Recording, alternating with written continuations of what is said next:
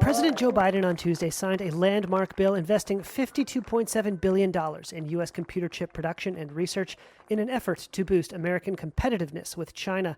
It's the latest in a spate of new legislation Biden has signed into law over the summer, some of it bipartisan, such as Tuesday's CHIPS bill and June's gun safety package. There's likely more to come, and soon. The yeas are 86. A bipartisan burn pit bill expanding health care for U.S. veterans, and more significantly, an Inflation Reduction Act that cuts prescription drug prices and marks the largest U.S. investment ever in clean energy.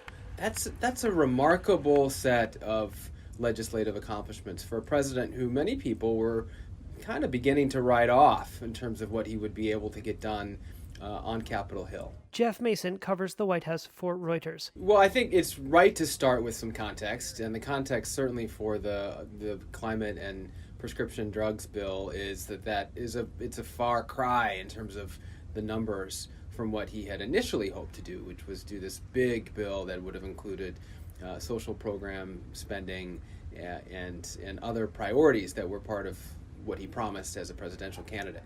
However, there was then a time when it looked like he wasn't going to get anything, and it looked like they weren't going to be able to get even the core tenets of his climate change priorities passed in this bill. He's got them. These wins come with a slate of failures, including a voting rights bill that failed to garner Republican support. But they join earlier victories, including a $1.9 trillion COVID-19 spending package and a bipartisan $1 trillion infrastructure bill. Biden is not yet halfway through a first term, and his ratings are dismal. A Reuters poll from early August showed just 38% of Americans approve of his job performance. Upcoming November midterm elections could see Republicans retake Congress, something that would likely doom any further Biden legislative efforts.